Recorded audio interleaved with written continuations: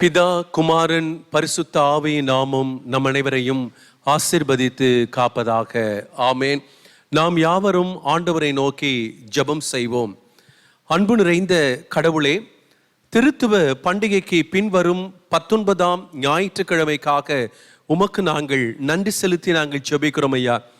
இறை வழிபாடு இல்லாத ஒரு காலகட்டங்களிலும் கூட நீர் இந்த ஆன்லைனின் வழியாக எங்களை அழைத்து நீ நலமுடன் வாழ வேண்டும் என்பதே இயேசுவின் ஆசை என்கின்ற உயர்ந்த சிந்தனையின் அடிப்படையில் எங்களை ஆசீர்வதிப்பதற்காக உமக்கு நாங்கள் நன்றி செலுத்தி நாங்கள் ஜெபிக்கிறோம் ஐயா. ஆசீர்வதிக்கும் தேவனை எங்களுடைய இல்லத்திற்குள்ளாக நாங்கள் வரவழைத்து அந்த ஆசீர்வாதத்தை சுதந்திரித்துக் கொள்ளவும் இந்த ஆன்லைன் சர்வீஸை எங்களுடைய அருமையான வாலிப தம்பி தங்கைமார்கள் மிகுந்த பிரயாசத்தோடு அதை எடுத்து ஒவ்வொரு இல்லத்திற்கும் அனுப்புவதற்காக உமக்கு நன்றி செலுத்துகிறோம்.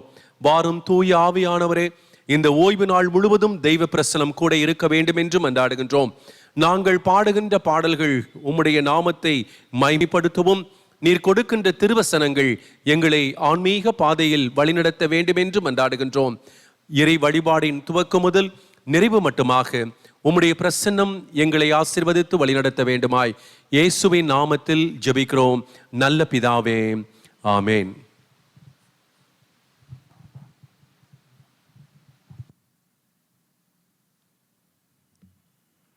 இவ்வாராதனைக்கு ஆரம்பமாக ஞான பாடல் புஸ்தகத்தில் உள்ள 218 முதல் 4 சரணங்கள் வழியாக ஆண்டவரை போற்றி பாடி துதிப்போம். வாருங்கள். ஞான பாடல் 218. பராபரனே, உமது ராஜாசனத்து அண்டைக்கு பணிந்து தாழ்மையாய் வரும் இப்பாவியை தள்ளாதேயும்.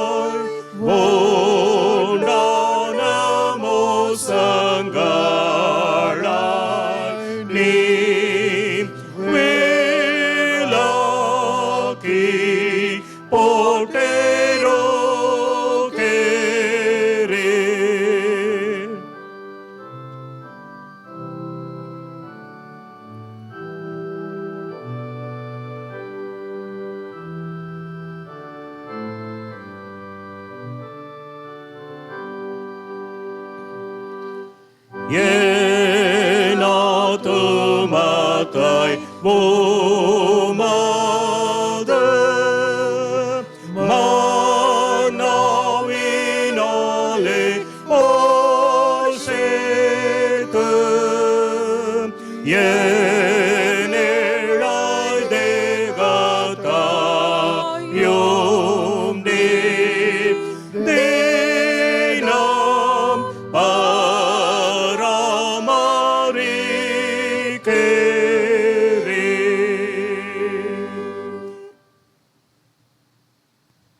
திருத்துவ பண்டிகைக்கு பின்வரும் 19ஆம் ஞாயிறு ஆகிய இந்த நாளுக்குரிய சங்கீதம் 32வது சங்கீதத்தை நம்முடைய பாடகர் குழுவோடு இணைந்து பாடல் வழியாக பாடி துதிப்போம். வாருங்கள்.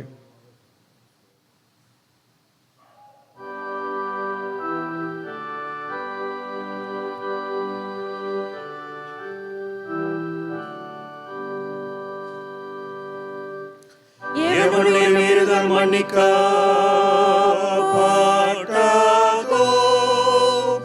எவனுடைய பாவம் மூடப்பட்டதோ, அவன் பாக்கியவான். எவனுடைய அக்கிரமத்தை கர்த்தர் எண்ணாதிருக்கிறாரோ, எவனுடைய ஆவியில் கபடமில்லாமல் இருக்கிறதோ, அவன் பாக்கியவான். நான் அடக்கி வைத்த மாட்டோம், நித்தமின் கதறுதலினாலே எலும்புகள் உலர்ந்து போயிற்று. இரவும் பகலும் என் மேலும் உடைய கை பாரமாயிருந்ததினால்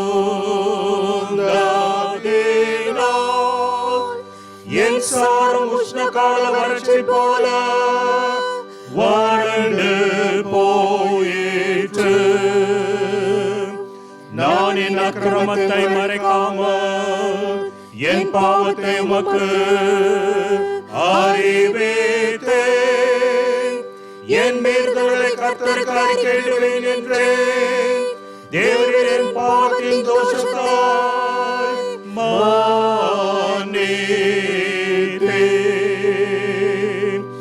இதற்காக சகாயம் கிடைக்கும் காலத்தில் பக்தியுள்ளவன் எவனும் நோக்கி விண்ணப்பம் செய்வான்.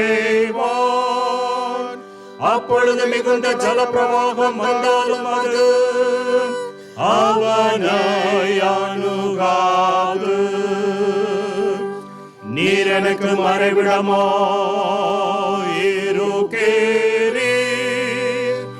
என்னை நீர் கட்டுக்கு விலக்கி காத்து ரட்சணிய பாடல்களை சூழ்ந்து கொள்ளும் பாடி செய்வேன்.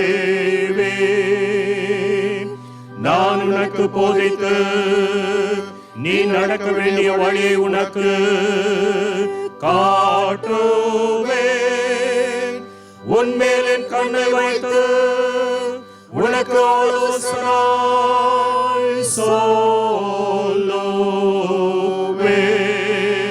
சொல்லுவேன். வாயினாலும் கடிவாளத்தினாலும் வாய் கட்டப்பட்டாலோழிய உன் கிட்ட சேராத புத்தியில்லா குதிரையை போலவோ கோவேறு கழுதையை போலவோ இருக்க வேண்டாம். துன்மார்க்கனுக்கு அநேக வேதனைகளுண்டு. கர்த்தரை நம்பி இருக்கிறவனையோ கிருபை சூழ்ந்து கொள்ளும். நீதிமான்களே கர்த்தருக்குள் மகிழ்ந்து களி கூறுங்கள். செம்மையான இருதயம் உள்ளவர்களே நீங்கள் எல்லாரும் ஆனந்த முழக்கம் இடுங்கள். பிதாவுக்கும் குமாரனுக்கும் பரிசுத்த ஆவிக்கும் மகிமை உண்டாவதாக. ஆதியிலும் இப்பொழுதுமே பொழுதுமான சதா காலங்களிலும் இருக்கிறபடியே ஆமென்.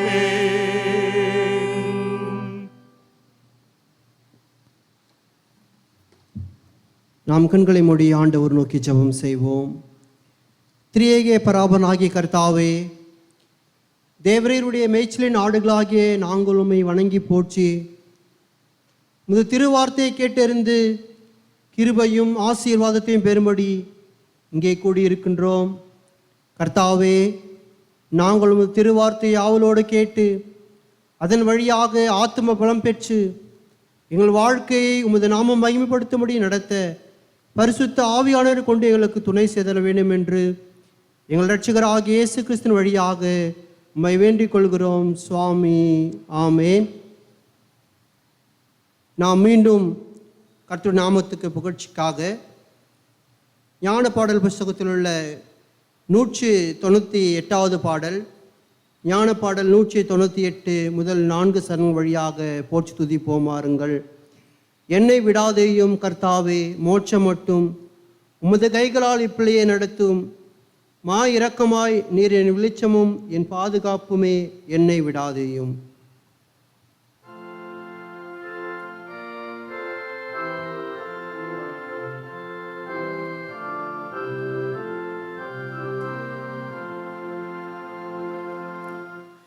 என்னை விடாதேயும் கர்த்தாவே, மோட்சம் மட்டும் உமது கைகளால்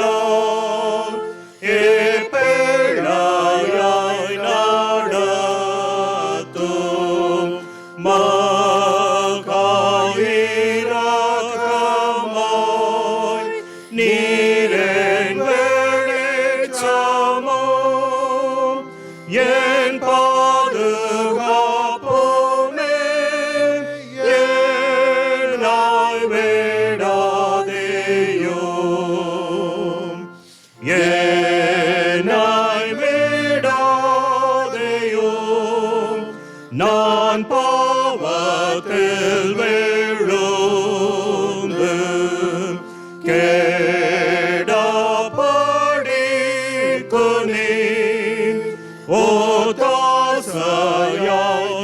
ஒத்தாசையாயிருந்து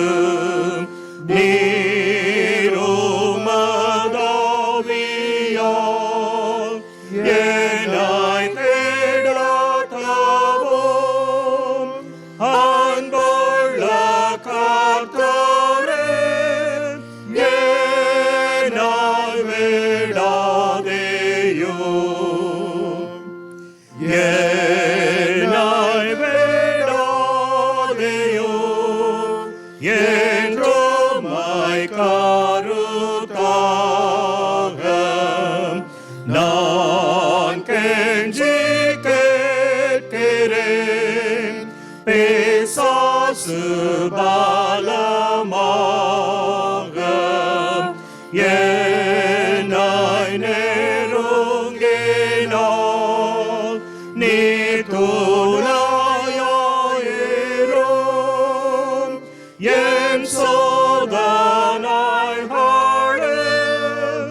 என்னை விடாதேயும்.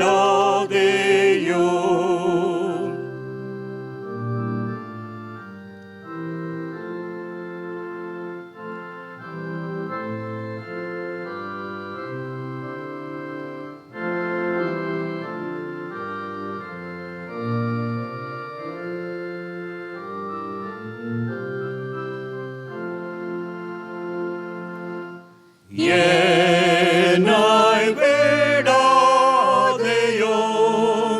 அன்பாக என்னை பாரும். என் கையின் வேலையாய் ஆசீர்வதித்து வாரும். நீ கற்பித்தபடி எல்லாம் நான் செய்யவும். என் வேலை வாய்க்கவும் விடாதேயோ. திருத்துவ பண்டிகைக்கு பின் வருகின்ற 19ஆம் ஞாயிற்றுக்கிழமைக்குரிய ஆரம்ப வாக்கியத்தை நாம் அனைவரும் இணைந்து பாடுவோம்.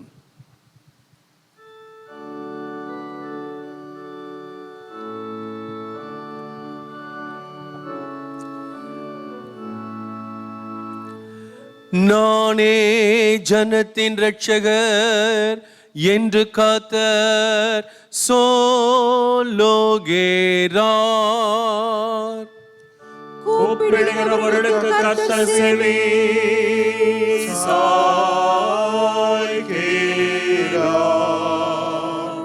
சகல இடுக்கண்களினின்றும் அவர்களை விடுவிக்கிறார்.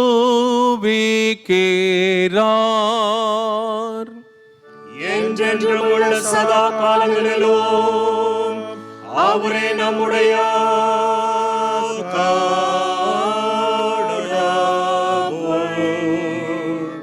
ஜனங்களே, அவர் உபதேசத்தை கேளுங்கள். அவர் வாயின் வார்த்தைகளுக்கு உங்கள் செவிகளாய் சாயுங்கள்.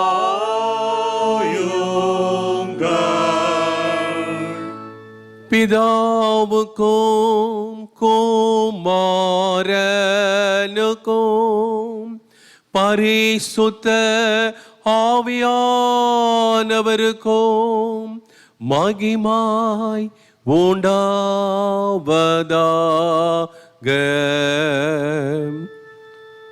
ஆமென்.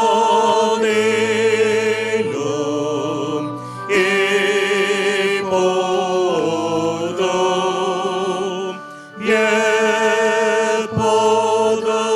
எப்போதுமான சதா காலங்களிலும் ஏறுகிற பாடியே. ஆமென். பிரியமானவர்களே, கடவுளுக்கு முன் உங்கள் இருதயத்தை திறவுங்கள். அவருக்கு நமது பாவங்களை அறிக்கையிட்டு ஆத்தும பசிதாகத்தோடே அவரது கிருபையை தேடுவோம். வாருங்கள். கிருபையும் இரக்கமும் உள்ள கடவுளே, நாங்கள் பாவத்தில் பிறந்து மனதினாலும் வாக்கையினாலும் நடக்கையினாலும் மிகவும் பாவம் செய்து நித்திய கோபாக்கினைக்கு பாத்திரராய் இருக்கிறோம் என்று அறிக்கையிடுகிறோம். கடவுளே, பாவிகளாகிய எங்கள் பேரில் கிருபையுள்ளவராகும். கர்த்தாவே, நாங்கள் மெய் விசுவாசத்தோடும் சுத்த இருதயத்தோடும் உமக்கு ஊழியம் செய்வதற்காக எங்கள் பாவங்களையும் அக்கிரமங்களையும் எங்களை விட்டு நீக்கியருளும். பிதாவாகிய கடவுளே, சர்வ சிருஷ்டிகரே, உமது ஜனத்தில் மேல் இறங்கும் எங்களுக்கு துணை செய்து கிருபையாயிரும். ஆ கிறிஸ்துவே, உலகத்தின் இரட்சகரே, கெஞ்சுகிற எங்களுக்கு இறங்கும் எங்களுக்காக வேண்டுதல் செய்து கிருபையாயிரும். பரிசுத்த ஆவியானவரே, ஒன்றான தேற்றரபாலனே, உமது ஜனத்தில் மேல் இறங்கும் எங்களுக்கு துணை செய்து கிருபையாயிரும். கர்த்தாவே,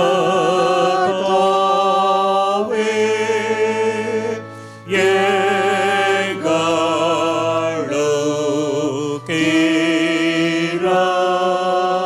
இரங்கும். கிறிஸ்துவே, எங்களுக்கு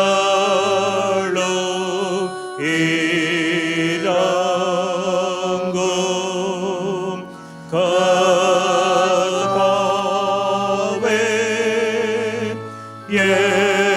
எங்களுக்கு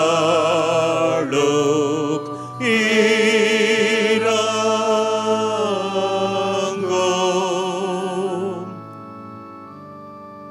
சர்வ வல்லமையும் இரக்கமுமுள்ள கடவுள் நமக்கு இறங்கினார். அவர் தமது ஒன்றான குமாரனை நமது பாவங்களுக்காக மரணத்திற்கு ஒப்பு கொடுத்து இவர் நிமித்தம் நமது பாவங்களை மன்னித்தார்.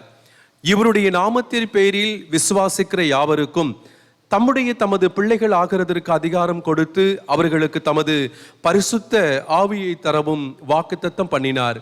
அவருடைய திருநாமத்தை நாம் யாவரும் எழுந்து நின்று இரண்டாவது ஞான பாடலினால் புகழ்ந்து துதிப்போம். வாருங்கள்.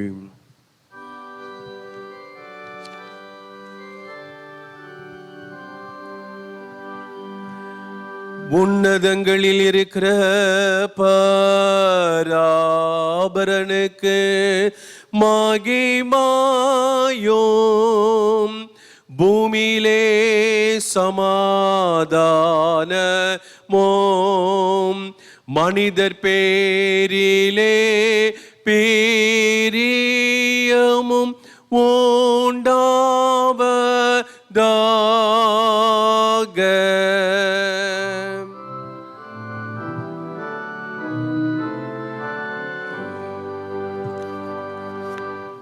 உம்மை துதிக்கிறோம் யாவுக்கும் வல்ல பிதாவே.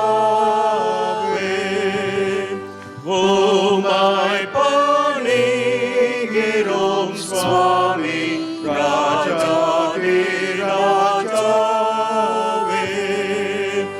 உமது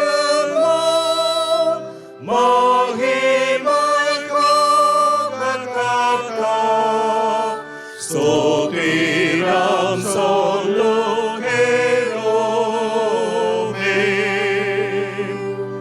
கிறிஸ்தே இறங்கும் குமாரனே, கடன் செலுத்தி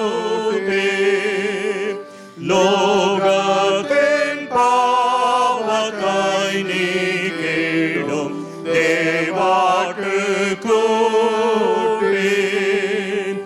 எங்கள் மனம் கேளும் பிதாவினது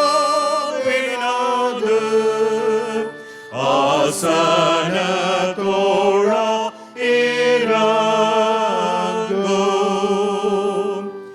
நித்ய பிதாவின் மகிமையில் இயேசுவே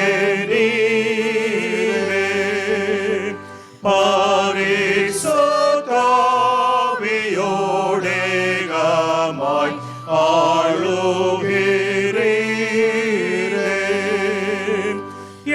ஏகமாய் நீர் ஆட்சிக்கப்படுகிறீர்.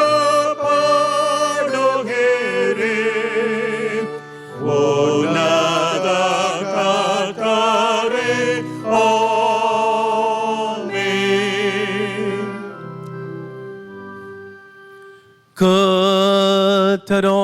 கர்த்தரானவர் உங்களோடு இருப்பாராக.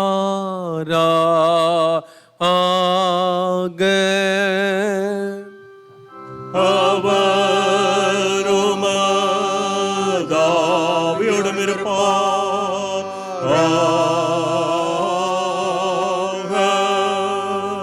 பிரார்த்தனை செய்வோமாக.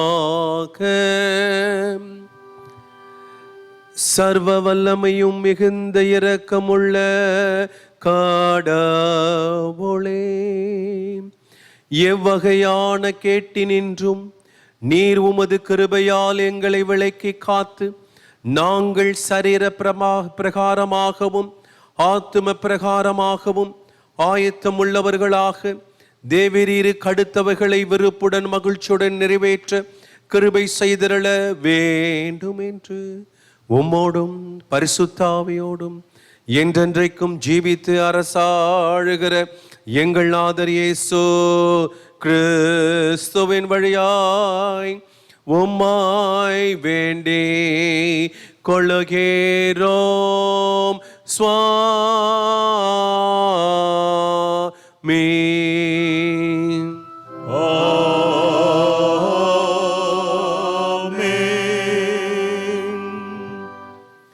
திருத்துவ பண்டிகைக்கு பின் வருகின்ற 19வது ஞாயிற்றுக்கிழமை இந்த நாட்களுக்கென்று குறிக்கப்பட்டிருக்கின்ற திருமறை பாடங்களை வாசிக்க கவனமாக கேட்போம். இன்றைக்குரிய பழைய ஏற்பாட்டின் வேத பகுதி 1 ராஜாக்களின் புத்தகம் 19ஆம் அதிகாரம் முதல் 18 வசனங்களில் அடங்கியிருக்கிறது. 1 ராஜாக்கள் 19ஆம் அதிகாரம் 1 முதல் 18 வசனங்களை வாசிக்க கவனமாக கேட்போம்.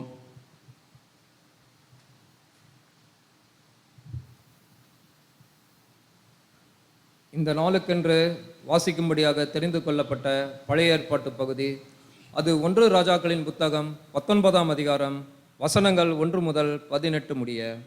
1 ராஜாக்களின் புத்தகம் 19ஆம் அதிகாரம் வசனங்கள் 1 முதல்.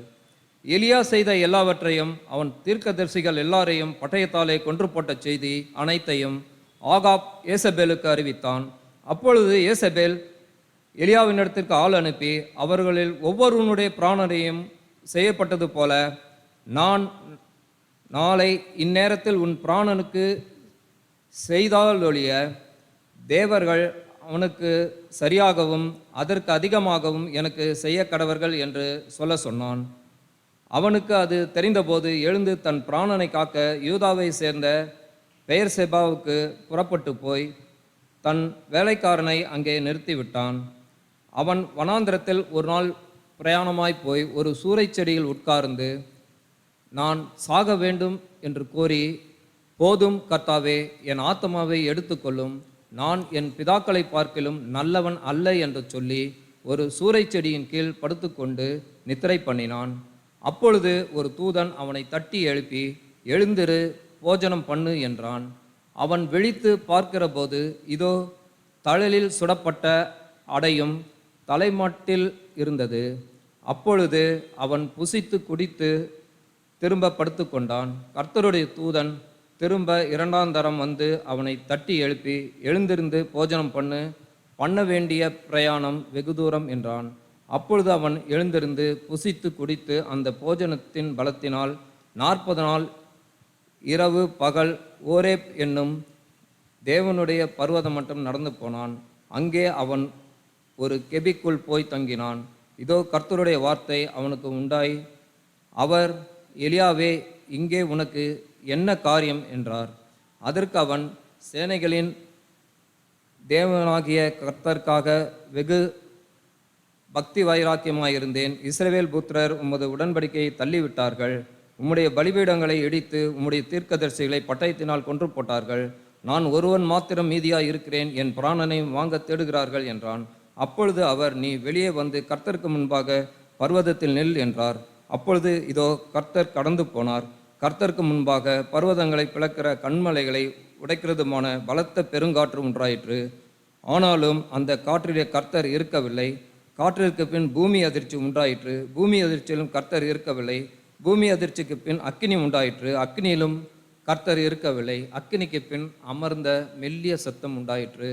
அதை எலியா கேட்டபோது தன் சால்வையினால் தன் முகத்தை மூடிக்கொண்டு வெளியே வந்து கெபியின் வாசலில் நின்றான். அப்பொழுது இதோ எலியாவே, இங்கே உனக்கு என்ன காரியம் என்கிற சத்தம் அவனுக்கு உண்டாயிற்று. அதற்கு அவன், சேனைகளின் தேவனாகிய கர்த்தருக்காக வெகு பக்தி வைராக்கியமாக இருந்தேன். இஸ்ரவேல் புத்திரர் உமது உடன்படிக்கையை தள்ளிவிட்டார்கள். உம்முடைய பலிபீடங்களை இடித்து உம்முடைய தீர்க்கதரிசிகளை பட்டயத்தினால் கொன்று போட்டார்கள். நான் ஒருவன் மாத்திரம் மீதியாய் இருக்கிறேன், என் பிராணனையும் வாங்க தேடுகிறார்கள் என்றான். அப்பொழுது கர்த்தர் அவனை பார்த்து, நீ தமஸ்குவின் வழியாய் வனாந்திரத்திற்கு திரும்பி போய் ஆசகேலை சீரியாவின் மேல் ராஜாவாக அபிஷேகம் பண்ணி, பின்பு நிம்சியின் குமாரனாகிய ஏகுவை இஸ்ரவேலின் மேல் ராஜாவாக அபிஷேகம் பண்ணி, ஆபேல் மெலேகோ ஊரானான சாப்பாத்தின் குமாரனாகிய எலிசாவை உன் ஸ்தானத்திலே தீர்க்கதரிசியாக அபிஷேகம் பண்ணு. சம்பவிப்பதாவது, ஆசகேலின் பட்டயத்திற்கு தப்பினவனை ஏகு கொன்று போடுவான். ஏகுவின் பட்டயத்திற்கு தப்பினவனை எலிசா கொன்று போடுவான்.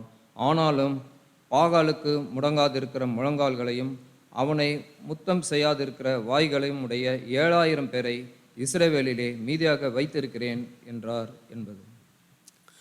இருந்தவரும் இருக்கின்றவரும் வரவிருக்கின்றவருமாகிய எல்லாம் வல்ல கடவுளாகிய ஆண்டவர் தூயவர், தூயவர், தூயவர். மகிமையுள்ள கடவுளே தேவரீர் பரிசுத்தர். வல்லமையுள்ள கடவுளே நீர் பரிசுத்தர். என்றென்றும் உள்ள கடவுளே நீர் பரிசுத்தர். ஆமேன். இந்த நாளுக்கென்று குறிக்கப்பட்டிருக்கின்ற நிருப பகுதியையும் வாசிக்க கவனமாக கேட்போம். அது தூய பவுலடிகளார் எபேசு திருச்சபைக்கு எழுதிய நிருபம் 4ஆம் அதிகாரம் 22 32 வரை அடங்கியிருக்கிறது. இவற்றை வாசிக்க கவனமாக கேட்போம்.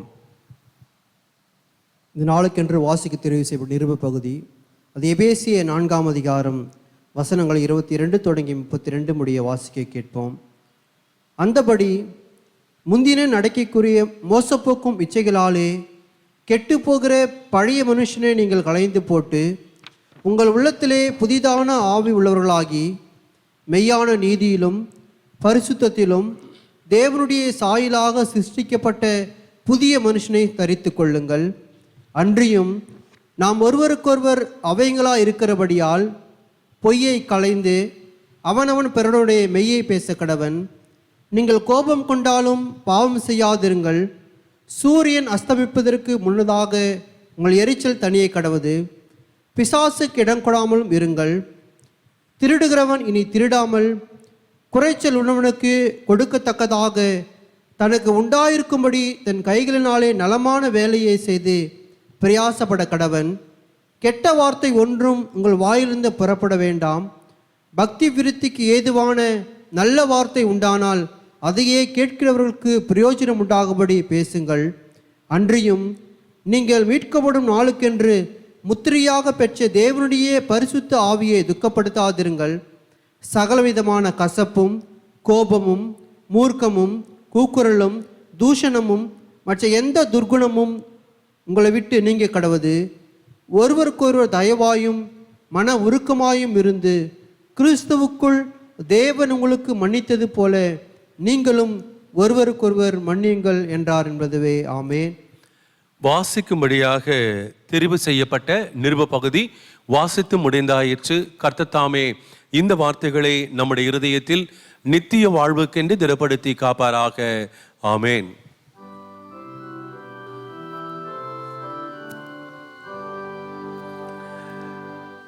நீங்கள் ஜீவனுள்ள கடவுளின் நகரமாகிய பரம எருசலேமினிடத்திற்கு அண்டி வந்தீர்கள். தன்னை நோயாளி என்று குடிகளில் ஒருவனும் சொல்வதில்லை. அதில் வாசமாயிருக்கிற ஜனத்தின் அக்கிரமம் மன்னிக்கப்பட்டு ஈரோக்கோம்.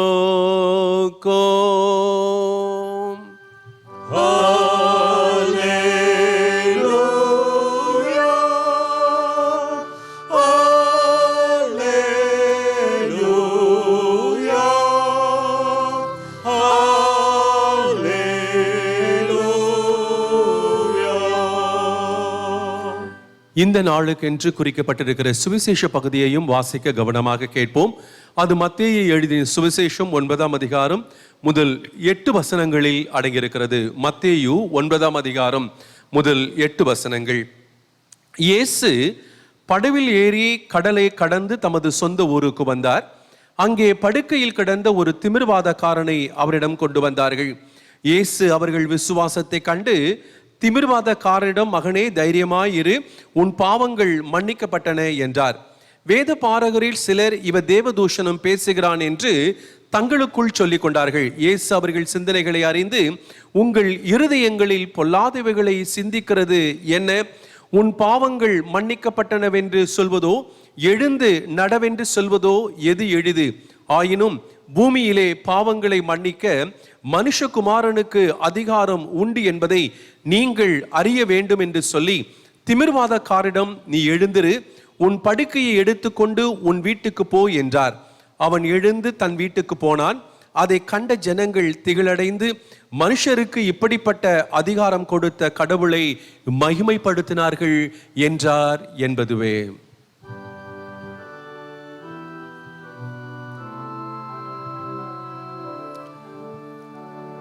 பராபனுடைய நல்ல வார்த்தை காக்க அவருக்கு ஸ்தோத்திரம்.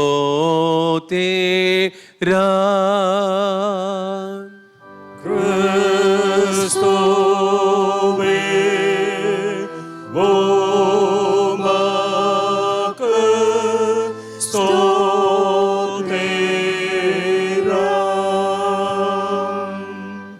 உலகம் எங்கும் உள்ள திருச்சபை மக்களோடு நம்மை இணைத்து கொண்டவர்களாய் நம்முடைய விசுவாசத்தை அப்போஸ்தல விசுவாச பிரமாணத்தின் வழியாக சேர்ந்து நாம் அறிக்கை செய்வோம். பரலோகத்தையும் பூலோகத்தையும் படைத்த சர்வத்திற்கும் வல்ல பிதாவாகிய பராபரனை விசுவாசிக்கிறேன்.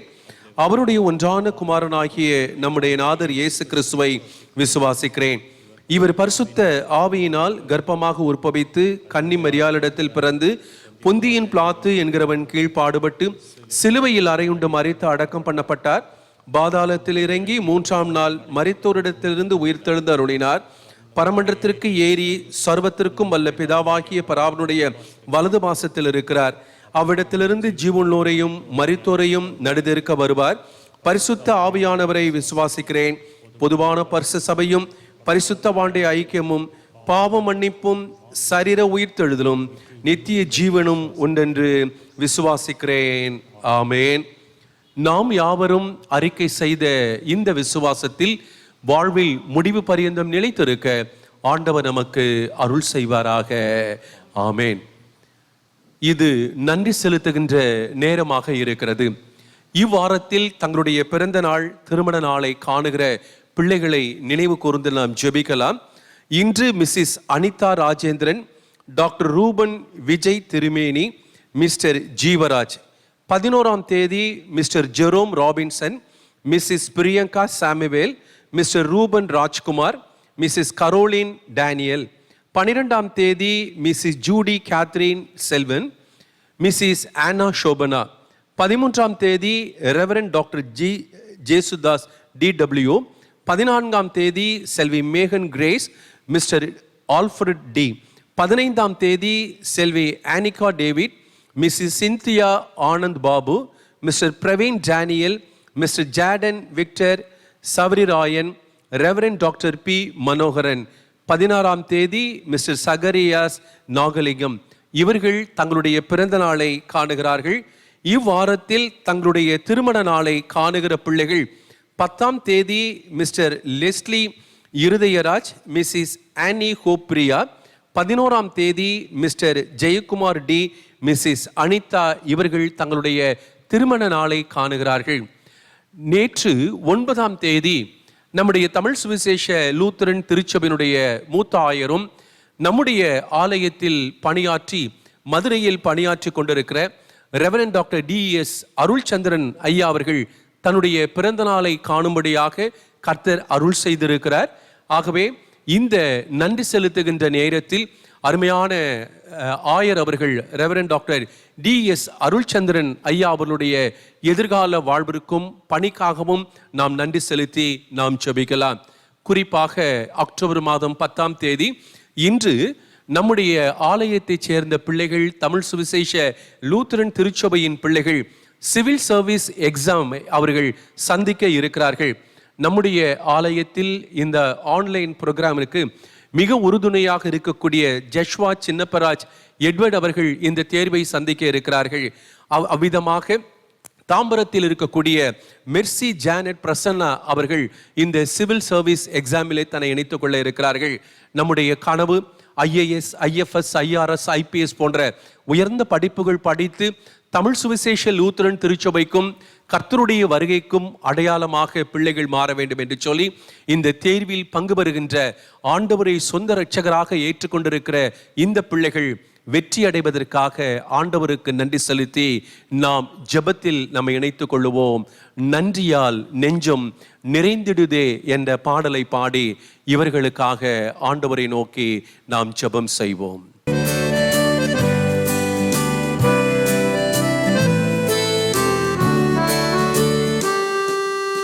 நன்றியால் நெஞ்சும் நிறைந்திடுதே, நன்மைகள் நாளும் நினைந்திடுதே, என்னருள் நாதர் அருட்கொடைகள் எத்தனை ஆயிரம் என்றிடுதே, நன்றியால் நெஞ்சும் நிறைந்திடுதே.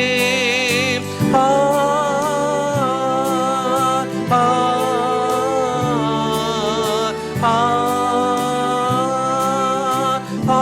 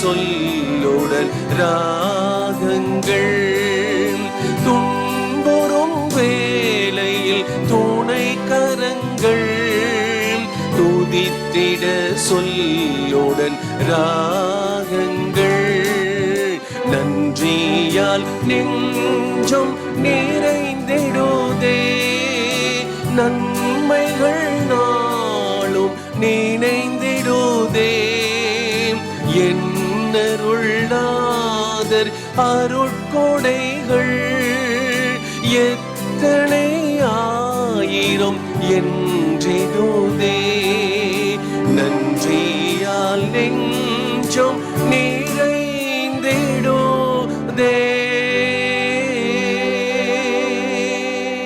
அன்பு நிறைந்த கடவுளே, இந்த பரிசுத்த ஓய்வு நாளுக்காக உமக்கு நாங்கள் நன்றி செலுத்துகிறோம் ஐயா.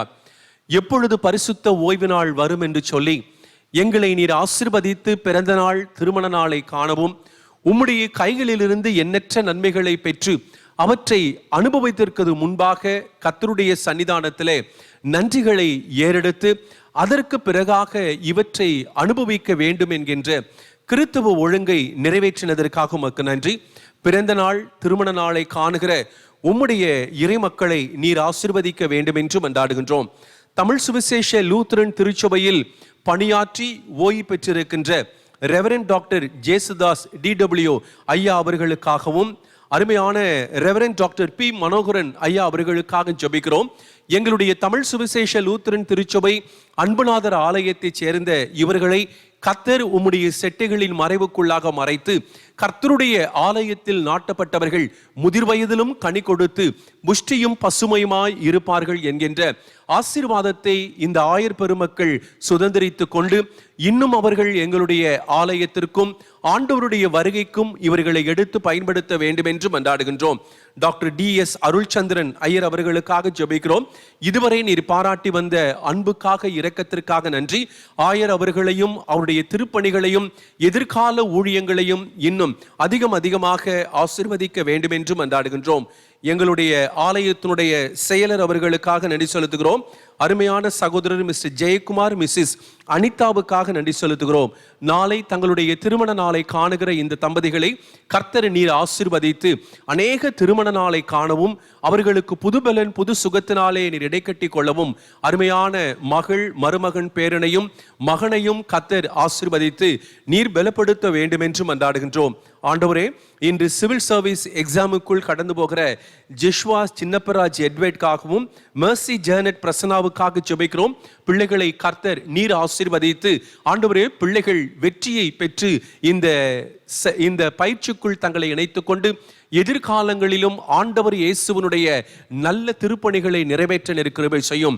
சமாதானத்தோடே போ, உன் விண்ணப்பம் கேட்கப்பட்டது, நீ நினைப்பது கைகூடும், உமது வழிகள் ஒளிமயமாகும், நீ செய்யும் காரியங்களிலும் செல்லும் இடங்களிலும் வெற்றி பெறுவாய் என்று சொன்ன என் ஆண்டவரின் அருள்கரம் அருமையான பிள்ளைகளை ஆசீர்வதிக்கவும், பிறந்த நாள் திருமண நாளை காணுகிற உம்முடைய ஒவ்வொரு பிள்ளைகளையும் வயதுக்கு தக்கபடி ஆசீர்வதித்து அநேக பிறந்த நாள் திருமண நாளை காண ஆண்டவர் அருள் செய்ய வேண்டுமாய் இயேசுவின் நாமத்தில் ஜெபிக்கிறோம் நல்ல பிதாவே, ஆமேன். ஆண்டவர் அருளும் சமாதானம் உங்களோடு கூட இருந்து உங்களை ஆசீர்வதித்து காப்பதாக. ஆமேன்.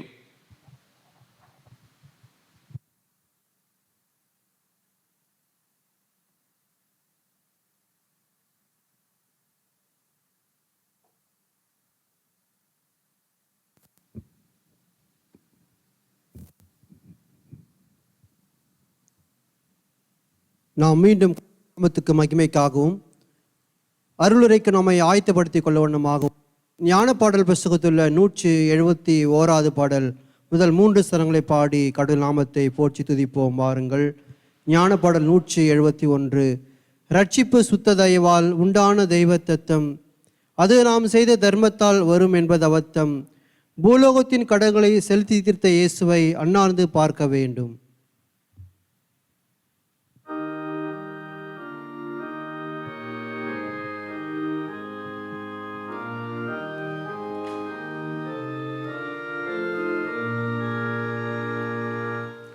Rachipasukadayavad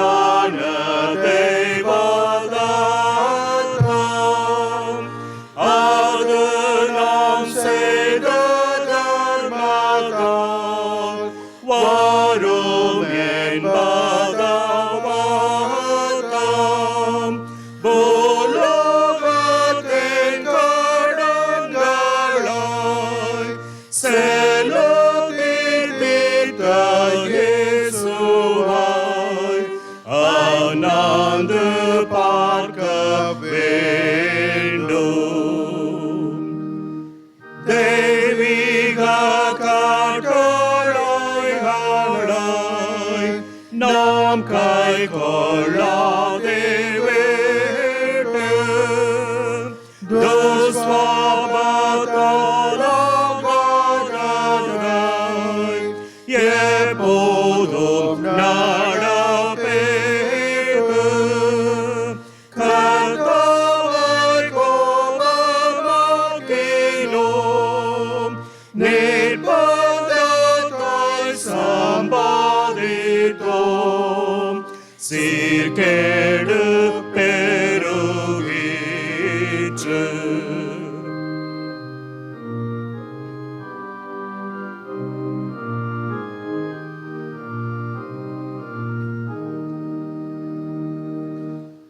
ஆனாலும் கட்டளையை நாம் சுய பலத்தினாலே கைக்கொண்டு நீதியாகலாம் என்றந்த காலத்திலே நினைத்தும் நாமக்கதுவோம் பொல்லகுணங்களைப்போ காண்பிக்கிற கண்ணாடி.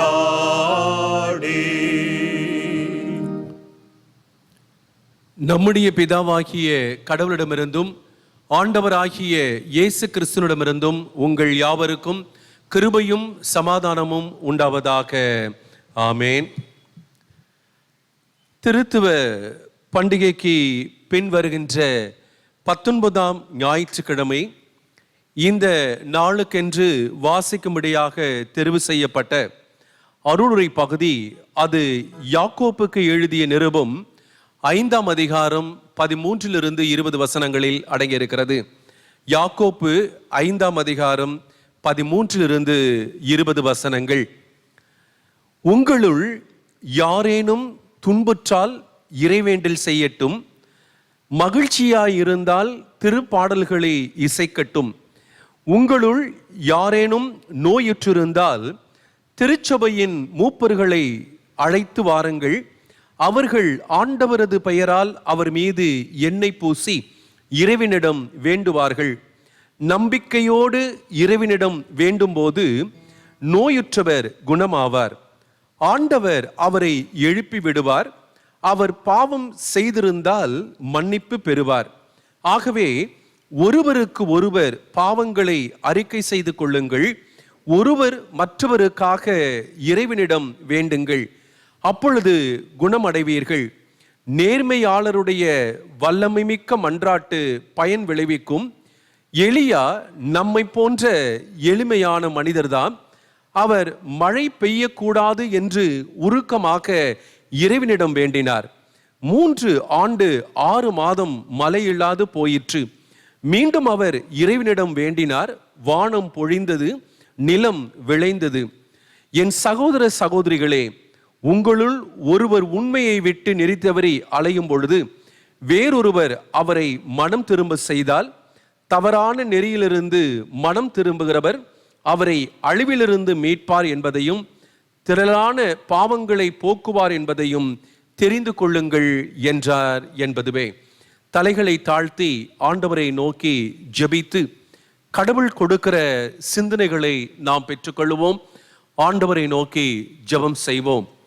வாரும் பரிசுத்த ஆவியானவரே, பற்பல மொழிகள் பேசும் பற்பல நாட்டினரை ஒரே விசுவாசம் உடையவர்களாய் இருக்கும்படி கூட்டி சேர்த்திருக்கிற தேவரீர், உம்முடைய வார்த்தையே சத்தியமென்று வந்திருக்கிற எங்களை நீர் ஏற்றுக்கொண்டு பேசுகிற அடியானை முழுவதுமாக மறைத்து என் ஆண்டவரின் திருவார்த்தைகள் மட்டும் வெளிவர அருள் செய்ய வேண்டுமாய் இயேசுவின் நாமத்தில் ஜெபிக்கிறோம் நல்ல பிதாவே, ஆமேன்.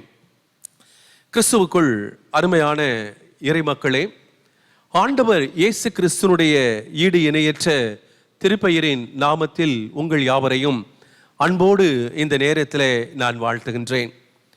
திருத்துவ பண்டிகைக்கு பின் வருகின்ற 19ஆம் ஞாயிற்றுக்கிழமை நாம் ஆண்டவருடைய திருவசனங்களை சிந்திக்கும்படியாக கடவுள் நமக்கு கொடுத்திருக்கிறார்.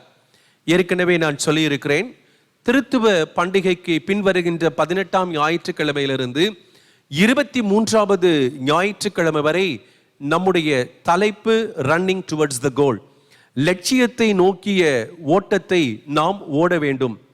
இந்த ஞாயிற்றுக்கிழமை 19ஆம் தேதி நமக்கு கொடுக்கப்பட்டிருக்கிற தலைப்பு renewal of body and soul என்று சொல்லி சரீரம் ஆன்மாவை புதுப்பித்தல் என்கின்ற ஒரு சிந்தனையை கடவுள் நமக்கு கொடுத்திருக்கிறார். ஆகவே ஆண்டவருடைய கைகளில் என்னையும் உங்களையும் ஒப்படைத்து, இறைவா, லட்சிய பயணத்திற்கு என்னுடைய சரீரத்தையும் ஆன்மாவையும் நீர் புதுப்பிக்கும் பொழுது இந்த லட்சியத்தை அடைந்து உம்முடைய பரலோக வாழ்வின் ஆசீர்வாதத்தை என்னால் சுதந்திரித்துக் கொள்ள முடியும் என்கின்ற நிச்சயத்தை பெற்றுக்கொள்ள ஆண்டவரிடத்தில் நம்மை ஒப்படைப்போம். சரீரம் ஆன்மா புதுப்பித்த வல்லமையை அங்கு சுட்டி காண்பிக்கின்றார். இன்றைய சங்கீதம் 32ஆம் சங்கீதம் முதல் வசனத்தை வாசிக்கும் பொழுது, எவராவது குற்றம் மன்னிக்கப்பட்டதோ, எவரது பாவம் மறைக்கப்பட்டதோ அவர் பேறு பெற்றோர் என்று சொல்லி இந்த இடத்துல சங்கீதம் 32 சொல்லுகிறார். 8வது வசனத்துல, நான் உனக்கு அறிவு புகட்டுவேன், நீ நடக்க வேண்டிய வழியை உனக்கு காட்டுவேன், உன்னை கண்ணோக்கி உனக்கு அறிவுரை வழங்குவேன் என்று சொல்லி இந்த இடத்துல சங்கீதம் சொல்லுகிறதை பார்க்கிறோம். இன்றைய பழைய ஏற்பாட்டின் வேத பகுதியை வாசிப்பீர்கள் என்று சொன்னால், 1 ராஜாக்களின் புத்தகம் 19ஆம் அதிகாரம் முதல் 18 வசனங்களை வாசிக்கும் பொழுது எலியா வெர்சஸ் ஆகாப் இசபெல் என்கின்ற ஒரு மிகப்பெரிய ஒரு சூழலை ஆண்டவர் இந்த இடத்திலே கொடுக்கிறார். எலியாவை இசபெல் அவர்கள் மிரட்டுகின்ற ஒரு சூழல் வரும் பொழுது உயிருக்கு தப்பி ஓடி அவர் ஒளிந்து கொள்ளுகின்றார். பாலை நிலத்தில் ஒரு நாள் முழுவதும் பயணம் செய்து ஒரு சூறை செடியின் கீழ் அவர் அமர்ந்து கொண்டு ஆண்டவரிடத்தில் இவ்விதமாக ஜெபிக்கிறார்.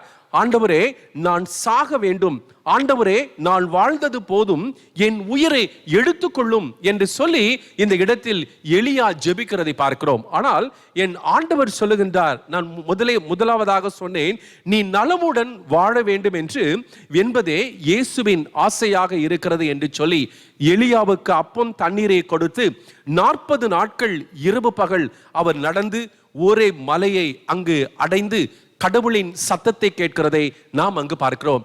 எபேசியர் 4ஆம் அதிகாரம் 22 32 வசனங்களை வாசிக்கும் பொழுது, உங்களுடைய முந்தின நடத்தையை மாற்றி தீய நாட்டங்களில் ஏமாந்து அழிவுறும் பழைய மனிதருக்குரிய இயல்புகளை களைந்து விடுங்கள், உங்கள் மனப்பாங்கு புதுப்பிக்கப்பட வேண்டும் என்று சொல்லி எபேசு நிருபத்திலே சொல்லுகிறார்.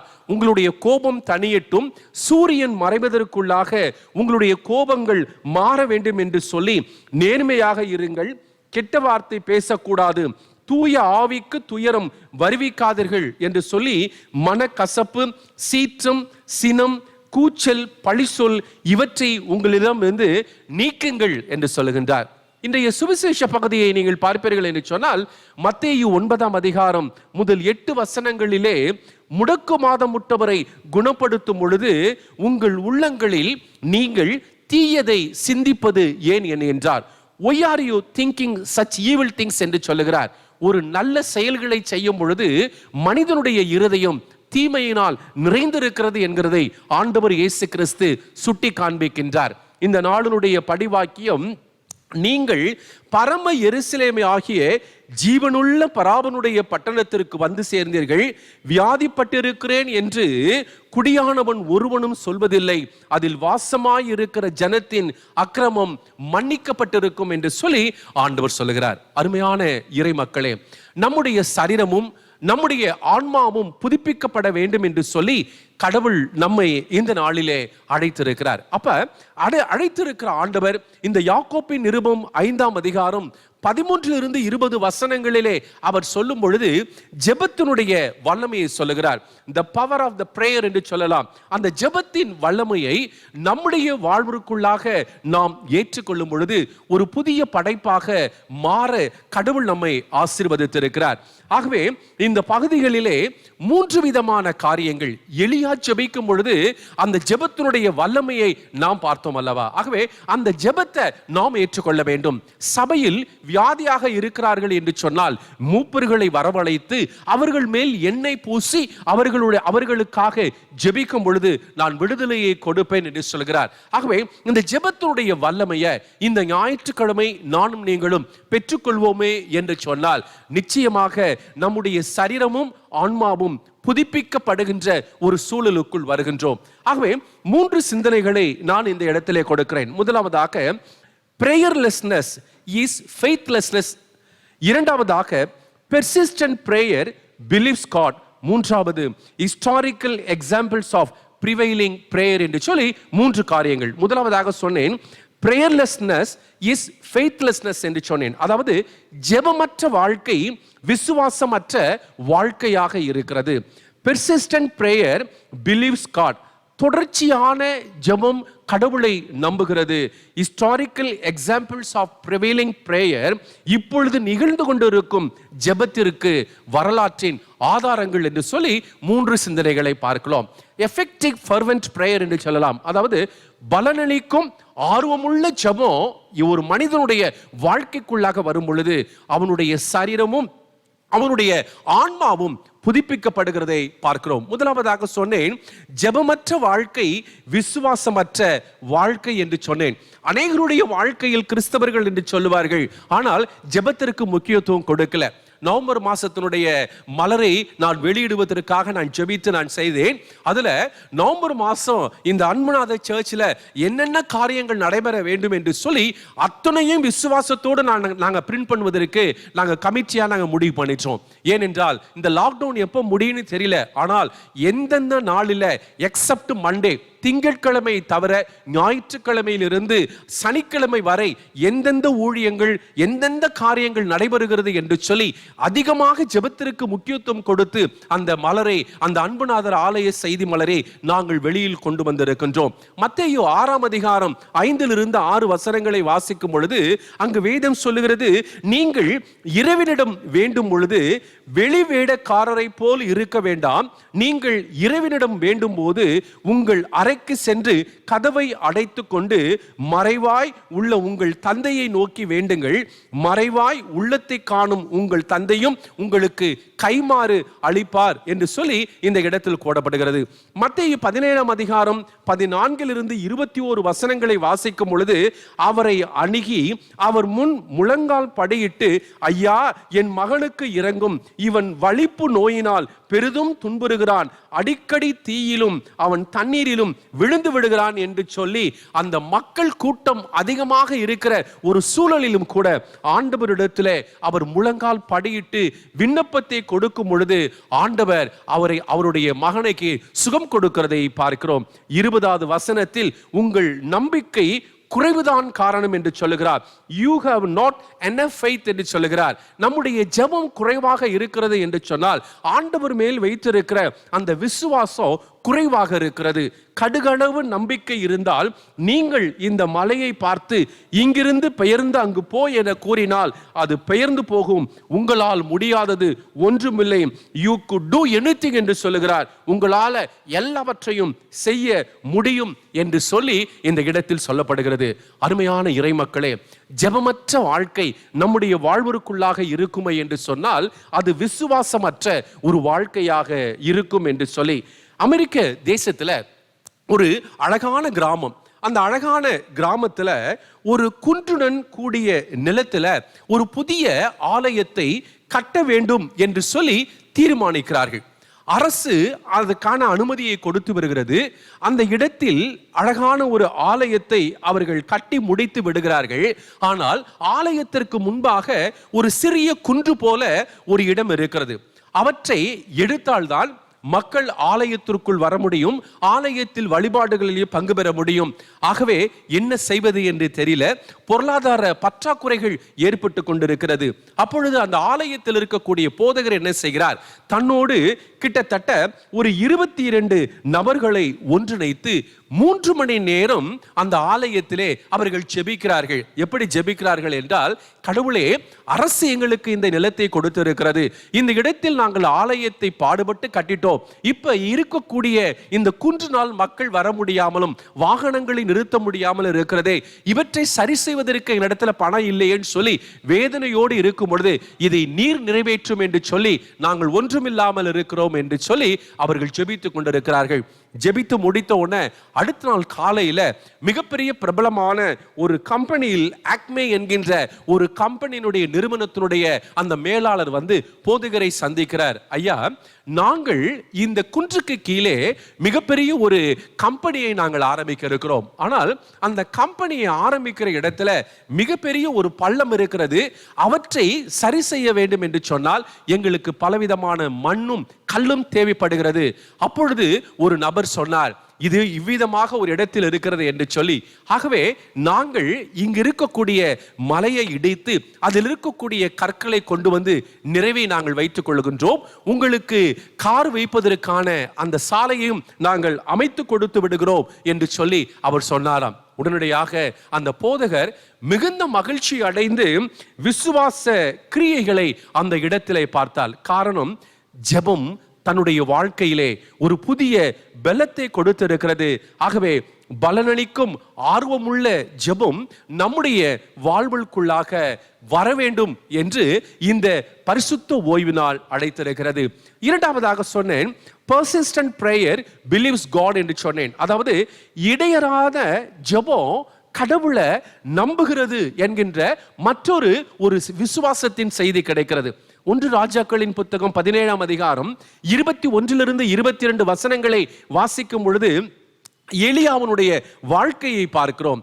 கடவுளின் அடியவரே, எனக்கு ஏன் இப்படி செய்தீர் என்று சொல்லி அந்த சாரிபாத்தில் இருக்கக்கூடிய அந்த பெண் கண்ணீரோடு அழும் பொழுது எலியாவுடைய செயல்பாடுகளை இந்த பகுதிகளிலே நீங்கள் பார்ப்பீர்களே என்று சொன்னால், அங்கு மனம் கசிந்து கடவுளோடு அவர் தன்னை அர்ப்பணித்து இடைவிடாமல் கடவுளிடத்திலே அவர் ஜெபிக்கிறார். என்ன ஜெபிக்கிறார் என்றால், O Lord my God, restore this child to life என்று சொல்லுகிறார். அதாவது இந்த குழந்தை மீண்டும் மரணத்திலிருந்து வெளிவர வேண்டும் என்று சொல்லுகிறார். இந்த நாளினுடைய சுவிசேஷ பகுதியில திமிர்வாதக்காரனை கொண்டு வந்து ஆண்டவரிடத்தில் கொடுத்தவுடன் ஆண்டவர் சுகம் கொடுக்கும் பொழுது அங்க இருக்கக்கூடிய தீய மனிதனுடைய எண்ணங்களை ஆண்டவர் அறிகிறார்.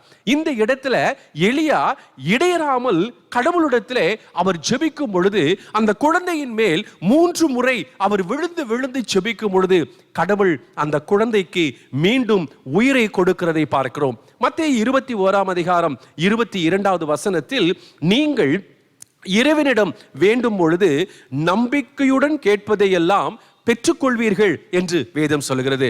அருமையான தேவ சொன்னமே, நம்மிடத்துல ஜெபமற்ற வாழ்க்கை இருக்கிறதா? ஜெபமற்ற வாழ்க்கை விசுவாசம் உள்ள வாழ்க்கையை கொண்டு போய் முடியும் என்பதை சொல்வது மாத்திரமல்ல, இடையறாத ஜெபம் நம்முடைய வாழ்விலே இருக்கும் என்றால் அது கடவுளை நம்பி கடவுள் நம்முடைய வாழ்க்கையில் கிரியை செய்கிறதை பார்க்கிறோம்.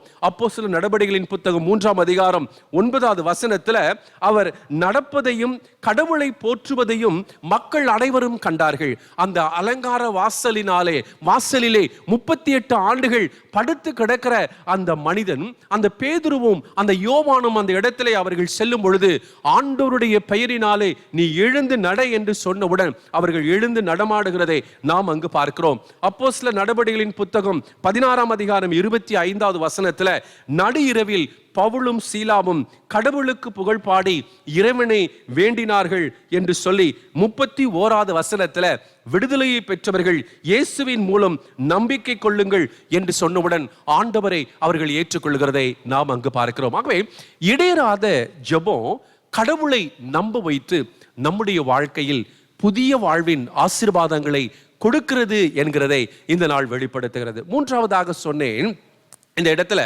Historical examples of prevailing prayer என்று சொன்னேன். அதாவது இப்பொழுது நிகழ்ந்து கொண்டிருக்கும் ஜெபத்திற்கு வரலாற்றின் ஆதாரங்கள் என்ன என்று சொல்லி நாம் நினைத்து பார்க்கணும். இன்னைக்கு நம்ம ஆலயத்துல ஜெபிக்க மறக்கிறோம்.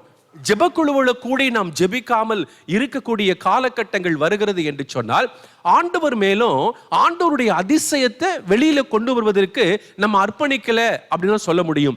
மார்க் எழுதிய சுவிசேஷம் 14ஆம் அதிகாரம் 8 9 வசனங்களை வாசிக்கும் பொழுது ஆண்டவர் சொல்லுகிறார், இவர் தம்பால் இயன்றதை செய்தார், உலகம் முழுவதும் எங்கெல்லாம் நற்செய்தி அறிவிக்கப்படுமோ அங்கெல்லாம் இவர் செய்தது எடுத்து கூறப்படும், இவரால் நினைவு கூறப்படுவார் என உறுதியாக உங்களுக்கு சொல்லுகிறேன் என்று சொல்லி இயேசுவின் பாதத்தை தைலத்தால் நனைத்து தன்னுடைய கூந்தலால் துடைத்த அந்த அருமையான சகோதரனுடைய அந்த செயலை ஆண்டவர் சொல்லுகிறதை பார்க்கிறோம். அருமையான தேவ ஜனமே, நான் சொன்னேன் இப்பொழுது நிகழ்ந்து கொண்டிருக்கும் ஜெபத்திற்கான வரலாற்றின் ஆதாரங்கள் என்று சொல்லி வேதத்துல ஜெபத்தினால எப்பேற்பட்ட காரியங்கள் அது சாதிக்கப்பட்டிருக்கிறது, எப்பேற்பட்ட காரியங்கள் வெளிவந்திருக்கிறது என்பதை மிக அழகாக கொடுக்கிறதை பார்க்கிறோம். நம்ம இந்திய தேசத்துல வரலாறுகளை நீங்கள் திரும்பி பார்ப்பீர்களே என்று சொன்னால், அந்த வரலாறுகளை நானும் நீங்களும் படிப்போமே என்று சொன்னால், அந்த விசுவாசம் இயேசுவின் மேல் வைத்த ஒரு ஆற்றல் இன்னைக்கு இருக்கக்கூடிய இயேசுவை ஏற்றுக்கொண்டிருக்கிற நம்முடைய வாழ்க்கையில் இல்லை என்று சொல்லுகின்ற ஒரு நிலைக்கு தள்ளப்படுகிறதை நாம் அங்கு பார்க்கிறோம். இயேசுவின் மகள் என்று சொல்லி நாம் வாழ்ந்து கொண்டிருக்கிற இந்த நாட்கள்ல ஒரு பெண்ணுக்கு கொடுக்கப்பட்ட ஒரு அருமையான பெயர் பண்டித ரமாபாய் என்று சொல்லக்கூடிய ஒரு அருமையான சகோதரி இந்த உலகத்திலே அவர்கள் வாழ்ந்து கொண்டிருந்தார்கள். 23/4/1858 அவர்கள் பிறந்து 5/4/1922 அவர்கள் மரித்து போனார்கள். 64 வயது வரை அவர்கள் இந்த உலகத்திலே வாழ்ந்தார்கள். இந்த பண்டித ரமாபாய் என்று சொல்லி கூகுளில் போய் நீங்க தேடினீங்கன்னா அவர் யார் என்று சொல்லப்படுகிறது என்றால், அவர் ஒரு பெண்ணினுடைய போராளி, பெண் இனத்தினுடைய போராளி என்று ஒரு செய்தி அதிலே கொடுக்கப்படுகிறதை நான் பார்த்தேன். குறிப்பாக அந்த பெண் ஒரு பிராமண குடும்பத்தில் பிறந்த ஒரு பெண்ணாக இருக்கிறார். விதவை மறுமணத்தினுடைய அந்த புரட்சிக்கு வித்திட்ட ஒரு அருமையான ஒரு சகோதரி என்று சொல்லி பெண்கள் மத்தியில் ஆற்றிய பணிகள். இளம் வயதில் கணவனை அவர் இழக்கிறார். தன்னுடைய ஒரே மகள் மனோரமா என்கின்ற தன்னுடைய மகளோடு அவர் மைசூரில் பிறந்து வாழ்ந்தாலும் கல்கத்தா பகுதிக்கு வந்து பூனாவிலே அவர் குடியேறுகிறார். இந்தியாவில் பெண்களுக்கு இழைக்கப்படும் அநீதிகள், கொடுமைகளுக்கு எதிராக குரல் கொடுத்த ஒரு தேவ பெண்மணி என்று சொல்லலாம். பொது வாழ்விற்கென்று தன்னை அர்ப்பணித்தவர். பெண் உரிமைகளை தூண்டி அநேக கட்டுரைகள் அவர் எழுதினார். அமெரிக்காவிலிருந்து நிதி உதவி பெற்று சாரதா சாதனம் என்கின்ற கிருபா சாதனம் போன்ற ஆசிரமங்களை அவர் நிறுவி இருக்கிறார். பெண்களுக்கும் அனாதைகள், வாழ்வில் நெறி தவறியர்களின் மூலம் விழிப்படைய செய்து அவர்களுக்கு வாழ்க்கையை கொடுத்த பண்டித ரமாபாய் மரணம் 10 நாட்களுக்கு முன் வருவதற்கு முன்பாகவே ஆண்டவருக்குள் தன்னை ஒப்படைத்து எல்லா காரியங்களையும் அவர் ஒழுங்கு செய்து தன் மகளிடத்துல ஆண்டவர் இயேசுனுடைய அன்பின் திருப்பணியை அவர் ஒப்படைக்கிற வரலாறுகளிலே நீங்கள் அங்கு பார்க்கலாம். 1876 வறுமை தேசத்தில் தலைவரித்து ஆடிக்கொண்டிருக்கிற நேரத்துல தன்னுடைய பெற்றோரை அவர் இழந்து விடுகின்றார். பிராமண குலத்தில் பிறந்ததுனால அவர் நல்ல ஒரு ஆற்றல் மிக்க காரியங்களாகவும், குறிப்பாக அந்த பிராமண குலத்துக்கு இருக்கக்கூடிய அந்த சமஸ்கிருதத்தை அவர் கற்று அதிலே பண்டிதராக இந்த பண்டித ரமாபாய் வாழ்ந்திருக்கிறாங்க. பிராமண அறிஞர்கள் எல்லாம் இணைந்து இவர்களுக்கு பண்டித ரமாபாய் என்கின்ற ஒரு பெயரை அவர் சூட்டுகிறார். ஏன் இதை நான் சொல்லுகிறேன் என்று சொன்னால், இன்னைக்கு ஒரு இந்து சமயத்தில் பிறந்திருக்கிற ஒரு பெண் ஆண்டவர் இயேசு கிறிஸ்துவால் எப்படி ஆட்கொண்டு இந்த வரலாறுகளுடைய சாதனைகள் அவர் படைத்து இன்று நம்முடைய ஜெபத்திற்கு வலுவூட்டுகிறார் என்பதை சொல்வதற்காக 1880 பலவிதமான சூழல்களிலே இந்த பெண் அலைக்கழித்து கொண்டிருக்கிற நேரத்தில் புனித லூக்காவின் நற்செய்தியினுடைய அந்த பிரசுரம், அதாவது டிராக்ஸ்ன்னு சொல்லுவோமே, அந்த டிராக்ஸ் இந்த பெண்ணினுடைய கைகளிலே கிடைக்கிறது. அவற்றை இந்த பெண் படிக்கிறார், மகிழ்ச்சி அடைகின்றார். இயேசுவின் குரலை அந்த டிராக்ஸின் வழியாக இந்த பண்டித ரமாபாய் அவர்கள் கேட்டு தன்னை ஆண்டவரிடத்தில் ஒப்படைக்கிறார். தன்னுடைய மகள் அவர்களையும் அந்த இடத்திலே ஒப்படைக்கிறார். கொள்ளை நோயினால் தன்னுடைய கணவர் பாபுபின் அவர்கள் மரணம் அடைந்ததற்கு பிறகாக துயரம் சூழ்ந்த நிலையில் சமூக நலத்திற்காக தனது வாழ்வை அவர் அர்ப்பணித்திருக்கிறார். தன்னுடைய மகளுடைய மேற்படிப்பிற்காக அமெரிக்காவுக்கு செல்லும் பொழுது இன்னும் ஆண்டவர் இயேசு கிறிஸ்துவை அறிந்து கொள்ளுகின்றார். வேதத்தின் உண்மையை பரிசுத்த ஆவியானவர் எனக்கு அவர் உயர்த்தினார், வெளிப்படுத்தினார் என்று சொல்லி அங்க பண்டிதர் ரமாபாய் தன்னுடைய சுய சரீரத்திலே அவர் எழுதுகிறார். முக்தி விஷன் போன்ற பலவிதமான பெயர்களில் கல்வி அறக்கட்டளைகளை அவர் தொடங்குகிறார்.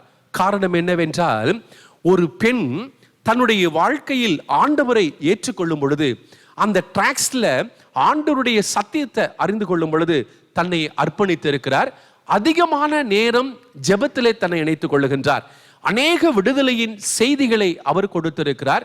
பல எதிர்ப்புகள், பலவிதமான போராட்டங்கள் அவருடைய வாழ்க்கையை சூழ்ந்து கொண்டிருந்தாலும் நிறைவிலே எந்த நோக்கத்திற்காக ஆண்டவர் இயேசு கிறிஸ்து இந்த உலகத்திற்கு வந்தாரோ அந்த நோக்கத்தை நிறைவேற்றுவதற்கு ஒரு இந்து சமயத்திலிருந்து பிறந்த அந்த பெண் தன்னை அர்ப்பணித்திருக்கிறதை பார்க்கலாம்.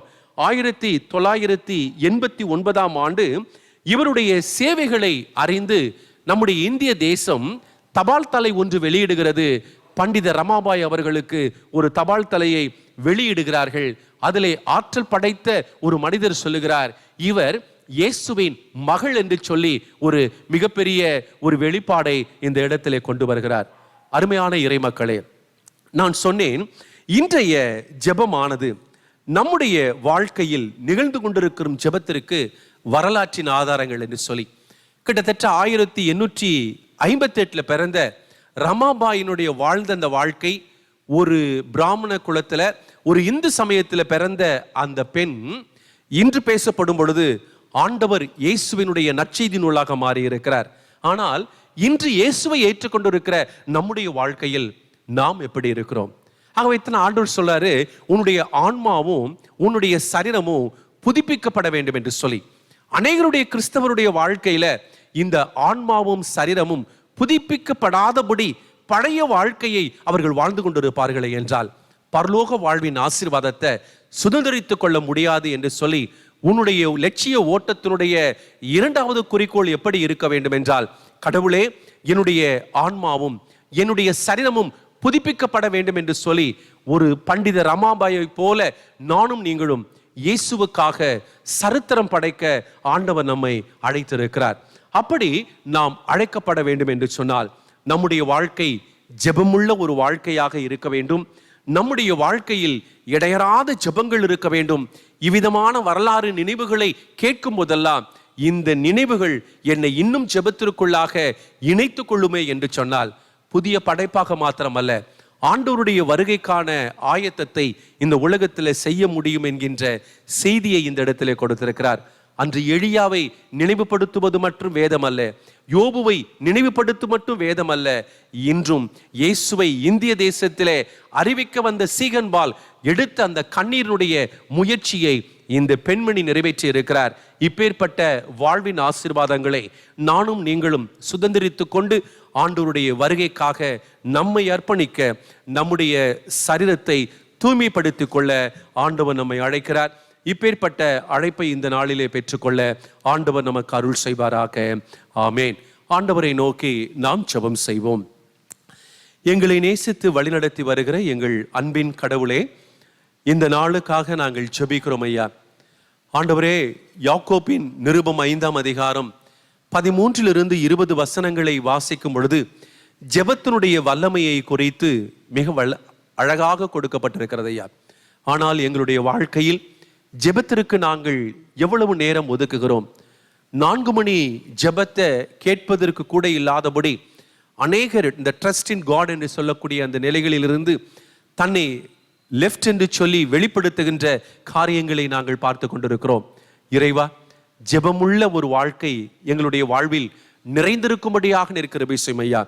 அன்று இயேசுவை ஏற்றுக்கொண்ட ஏதோ ஒரு மனிதன் அந்த லூக்கா எழுதிய நற்செய்தி நூலை டிராக்ஸாக அன்று கொடுக்கும் பொழுது, இயேசுவை அறியாத ஒரு பெண்ணிடத்திலே கிடைக்கும் பொழுது, அந்த பெண் ஆண்டவரை தன் சொந்த இரட்சகராக ஏற்றுக்கொண்டு இயேசுவின் மகளாக மாறியிருக்கிறார் என்று சொல்லி வரலாறு குறிப்புகளை நாங்கள் பார்த்தோம் ஐயா.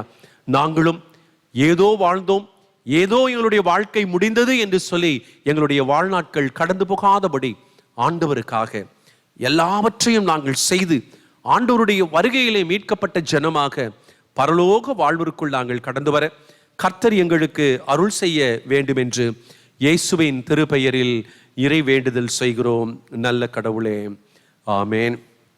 சபையாருக்கு அறிவிக்க வேண்டிய காரியங்கள். திருமணத்தை பற்றிய அறிவிப்பு. ஆண்டவரின் அருளால் சென்னை அண்ணாநகர் TLC அன்புநாதர் ஆலயத்தைச் சேர்ந்த திரு D சம்பத்குமார், திருமதி J சுகுமாரி இவளது அன்பு மகள் செல்வி S ஷைனி பிரீத்தியும், திருச்சி தமிழ் சுவிசேஷ லூத்தரன் திருச்சபை தூய திருத்துவ ஆலயத்தைச் சேர்ந்த திரு சக்திவேலன், திருமதி பேபி சரோஜா இவளது அன்பு மகன் செல்வன் S நிக்கில் ஆனந்தும் திருமணம் செய்து கொள்ள வேண்டும் என்று இருக்கிறார்கள். இச்செய்தி இப்பொழுது முதல் முறையாக அறிவிக்கப்படுகிறது. இவர்களது திருமணத்திற்கு ஏற்புடைய தடை இருக்குமானால் இதை அறிந்தவர்கள் திருமணத்திற்கு முன்னதாகவே சபை ஆயருக்கு எழுத்து மூலம் தெரிவிக்க வேண்டும். கடவுள் இவர்களுக்கு தம்முடைய அருளையும் ஆசீர்வாதத்தையும் கொடுத்து இவர்கள் தங்கள் இல்லற வாழ்க்கையை கிறிஸ்தவ முறைப்படி தொடங்கவும் இறைப்பற்று உள்ளவர்களாக வாழவும் கடவுள் அருள் செய்வாராக. ஆமேன். ஆண்டவரை நோக்கி செபிப்போம். அன்பு நிறைந்த கடவுளே, இந்த அன்புநாதர் ஆலயத்தின் குடும்பத்தாருக்கு ஜெபிக்கிறோம். அருமையான சம்பத்குமார் அவர்களுக்காக, அவருடைய மனைவி சுகுமாரிக்காக ஜெபிக்கிறோம். அருமையான மகள் ஷைனி பிரீத்தி, அவருடைய தங்கை இந்த ஆலயத்தினுடைய வாலிப ஐக்கிய சங்கத்தில் தங்களை இணைத்துக் கொண்டு கடவுளுடைய ஊழியத்திற்கென்று அர்ப்பணித்து பல போட்டியில் பரிசு பெற்று வெற்றிகளை கொண்டு வந்து இந்த ஆலயத்திற்கு பெருமை சேர்த்த அருமையான பிள்ளைகள், அருமையான மகள் ஷைனி பிரீத்தினுடைய திருமணத்திற்காக நாங்கள் ஜெபிக்கிறோம். இந்த முதல் ஓலையை ஆசீர்வதியும் ஐயா. இவருக்கு கணவராக நீர் நியமித்திருக்கின்ற நிக்கில் ஆனந்தை கர்த்தர் ஆசீர்வதித்து குறிப்பிட்ட காலங்களில் குறிப்பிட்ட தேதியில் இந்த திருமணம் சீரும் சிறப்புமாக நடைபெற நீர் கிருபை செய்யும் ஐயா. கானாவூர் திருமணத்திற்கு வந்திருந்து ஆசீர்வதித்த கர்த்தர் தாமே இந்த திருமணத்தையும் இரு குடும்பத்தின் பிள்ளைகளையும் கர்த்தர் ஆசீர்வதிக்க வேண்டும் என்று இயேசுவின் திருப்பெயரில் இறை வேண்டுதல் செய்கிறோம் நல்ல கடவுளே, ஆமேன். நம்முடைய ஆண்டவராகிய இயேசு கிறிஸ்துனுடைய கிருபையும் பிதாவாகிய கடவுளுடைய அன்பும் தூய ஆவியினுடைய வழிநடத்துதலும் ஆசீர்வாதமும் அரவணைப்பும் உங்கள் அனைவரோடும் இந்த நாள் முழுவதும் இருந்து ஆசீர்வதித்து காப்பதாக. ஆமேன்.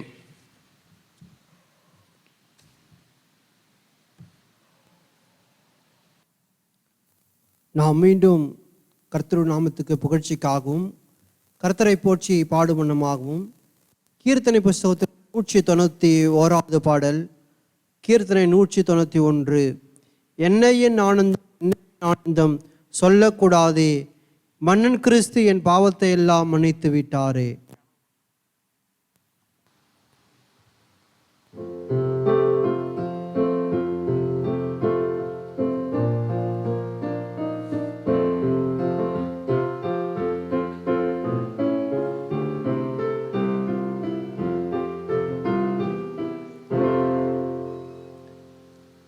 என்னையன் ஆனந்தம், என்னையன் ஆனந்தம் சொல்லக்கூடாதே, மன்னன் கிறிஸ்து என் பாவத்தை எல்லாம் மன்னித்து விட்டாரே. மன்னன் கிறிஸ்து என் பாவத்தை எல்லாம் மன்னித்து விட்டாரே. கூடுவோம், ஆடுவோம், பாடுவோம், நன்றாய் மகிழ் கொண்டாடுவோம். நாடியே நம்மை தேடியே வந்த நாதனை போற்றிடுவோம். நாடியே நம்மை தேடியே வந்த நாதனை போற்றிடுவோம். பாவங்கள், சாபங்கள், கோபங்கள் எல்லாம் பரிகரித்தாரே. தேவாதி தேவனின் உள்ளத்தில் வந்து ஏற்றியே விட்டாரே. தேவாதி தேவனின் உள்ளத்தில் வந்து ஏற்றியே விட்டாரே. அட்சயன் பட்சமாய் ரட்சிப்ப எங்களும் அருளினதாலே. நிச்சயம் சுவாமியை பற்றியே சாட்சி பகர வேண்டியதே. நிச்சயம் சுவாமியை பற்றியே சாட்சி பகர வேண்டியதே.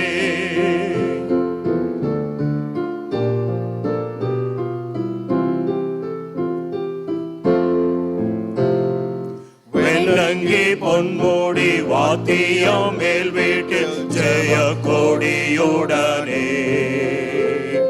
மண்ணுலகில் வந்து விண்ணுலகில் சென்ற மன்னனை ஸ்தோத்தரிப்போம். மண்ணுலகில் வந்து விண்ணுலகில் சென்ற மன்னனை ஸ்தோத்தரிப்போம். என்னையன் ஆனந்தம் என்னையன் ஆனந்தம் சொல்லக்கூடாதே. மன்னன் கிறிஸ்து என் பாவத்தை எல்லாம் மன்னித்து விட்டாரே. மன்னன் கிறிஸ்து என் பாவத்தை எல்லாம் மன்னித்து விட்டாரே. ஆண்டவரை நோக்கி ஜெபம் செய்வோம். அன்புள்ள பரம தந்தையே, நாங்கள் இன்று இப்பரிசுத்த இடத்தில் கூடி வந்து உம்முடைய திருவார்த்தையை கேட்கவும் ஜெபத்தின் மூலம் உம்மோடு பேசவும் தேவரீர் எங்களுக்கு கொடுத்துள்ள சமயத்திற்காக முழுமனதோடு உம்மை போற்றுகிறோம். உம்முடைய திருச்சபையும் எங்களுடைய பேராயர் ஆயர்கள் சபையில் வேலை செய்கிற ஆசிரியர்கள் சபையில் வேலை செய்யும் யாவரையும் தேவரீர் உம்முடைய ஆவியால் ஆண்டு நடத்தியருள வேண்டும் என்று வேண்டிக் கொள்கிறோம். உம்முடைய திருவார்த்தையை எங்கும் பரவ செய்திருளும். கிறிஸ்தவ சபையில் இன்னும் சேராத எங்கள் இனத்தார் நாட்டினர் யாவரையும் தேவரீர் உமது நற்செய்தினால் உம்மிடம் திருப்பேறலும். பரிசுத்த ஞான ஸ்நானத்திற்கு ஆயத்தமாக்கப்படுகிறவர்களை தேவரீர் கண்ணோக்கி உம்மை பற்றிய விசுவாசத்தில் அவர்கள் உறுதியாக நிற்க செய்தலும். மீட்பை பற்றிய நற்செய்திகளை எங்களுக்கு அனுப்பின எங்கள் தாய் சபையை ஆசீர்வதித்தரலும். எங்கள் அரசாங்க அதிகாரிகளுக்கும் குறிப்பாக உள்ளூர் உத்தியோகர்களுக்கும் நல்ல யோசனைகளை தந்து அவர்கள் நாட்டிற்கு நலமானதை செய்யும்படி அவள் வழிநடத்தியறலும். நாங்களும் தெய்வ பிள்ளைகளுக்கு அடுக்காத பொய், திருட்டு, பொறாமை, அநியாய வழக்கு, பிரிவினை, வீண் செலவு முதலிய பாவங்களை விட்டுவிட்டு பரிசுத்த வாழ்க்கை நடத்த எங்களுக்கு துணை செய்தலும். எங்களிடையே இருக்கிற ஏழைகள், நோயாளிகள், கர்ப்பவதிகள், மரண வேதனையில் இருக்கிறவர்கள், கிறிஸ்தவ மார்க்கத்தின் நிமித்தம் துன்பப்படுகிறவர்கள் இவர்கள் எல்லோரையும் ஆற்றி தேற்றும். எங்களுக்கு வரும் துன்பங்களை நாங்கள் பொறுமையோடு சகித்து உமது பாக்கியமான ஐக்கியத்தை விட்டு விலகாமல் இருக்க எங்களுக்கு துணை செய்தலும். எல்லா சிறு குழந்தைகளையும் ஆசீர்வதித்து தாய் தகப்பன் இல்லாத பிள்ளைகளை காப்பாற்றியறலும். பரம தந்தையே, எங்களுக்கு அன்றன்று வேண்டிய உணவு, உடை, வீடு, சரீர சுகம், காலமழை முதலிய எல்லா நன்மைகளையும் கொடுத்தருளும். எங்களுடைய உபயோகமான கல்வி, கலைகள், தொழில்கள் வளரச் செய்யும். பஞ்சம், காய்ச்சல், அம்மை, இடி, புயல் காற்று, பெருவெள்ளம், தீயினால் ஏற்படும் சேதம், எதிர்பாராத வகையில் நேரிடும் மரணம் முதலிய தீங்குகளுக்கு எங்களை விலைக்கு காரும். பேய் பற்றிய பயத்தை நாங்கள் ஒழித்துவிட எங்களுக்கு துணை செய்தருளும். நாங்கள் சாகும் வேளையில் மனக்கலக்கம் இல்லாமல் எங்கள் ஆவியை பிதாவாகிய உம்முடைய கைகளில் ஒப்புவித்து மோட்சராஜ்யத்தை அடையும்படி அருள் புரிய வேண்டும் என்று இயேசுவின் திருப்பெயரில் இறை வேண்டுதல் செய்கிறோம் நல்ல கடவுளே, ஆமேன். சேர்ந்து சொல்லுவோம். பரமண்டங்களில் இருக்கிற எங்கள் பிதாவே, உம்முடைய நாமம் பரிசுத்தப்படுவதாக, உம்முடைய ராஜ்யம் வருவதாக, உம்முடைய சித்தம் பரமண்டலத்திலே செய்யப்படுகிறது போல பூமியிலேயும் செய்யப்படுவதாக. அன்றன்று வேண்டிய எங்கள் அப்பத்தை இன்று எங்களுக்கு தாரும். எங்கள் கடனாளிகளுக்கு நாங்கள் மன்னிக்கிறது போல எங்கள் பாவ கடன்களை எங்களுக்கு மன்னியும். எங்களை சோதனைக்குட்பட பண்ணாதிரும், தீமை நின்று எங்களை ரட்சித்தருளும். ராஜ்யமும் வல்லமையும் மகிமையும் என்றென்றைக்கும் உம்முடையவர்களே சுவாமி, ஆமேன்.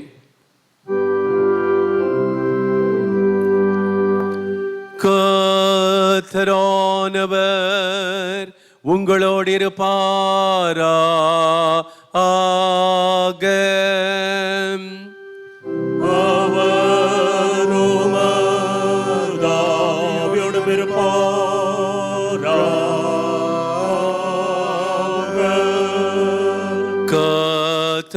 கர்த்தரானவர் உன்னை ஆசீர்வதித்து உன்னை காப்பாரா ஆக. கர்த்தரானவர் தமது திருமுகத்தை உன்மேல் பிரகாசிக்க செய்து உன்னிடம் கிருபையுள்ளவராயிருப்பார் ராக. கர்த்தரானவர் தமது திருமுகத்தை உனக்கு பிரசன்னமாக்கி உனக்கு சமாதானம் கட்டளையிடுவாராக.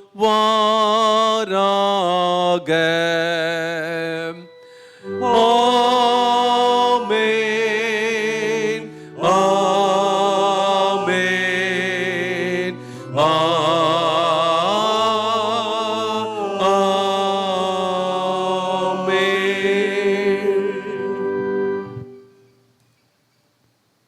இவ்வாறாவது நிறைவே பாடலாக ஞான பாடல் புஸ்தகத்தில் 171வது பாடல் 14வது சரணத்தை பாடி நம்மை ஒப்பு கொடுப்போம்.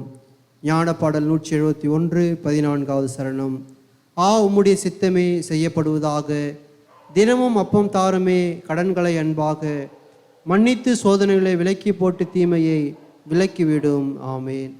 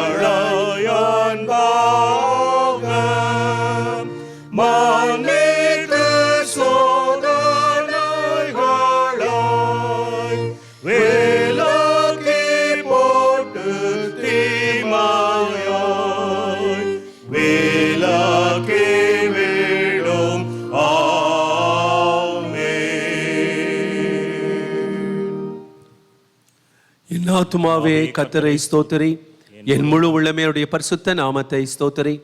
என் ஆத்துமாவே கர்த்தரை ஸ்தோத்திரி, கர்த்தர் செய்த சகல பாரங்களையும் மறவாதே. ஆமேன். ஆண்டவர் அருளும் சமாதானம் உங்களோடு கூட இருப்பதாக. ஆமேன். சுவாமி கிருபையாயிரும், கிறிஸ்துவே கிருபையாயிரும், சாமி கிருபையாயிரும். ஆமேன். பிராபரன் ஸ்தோத்திரம்.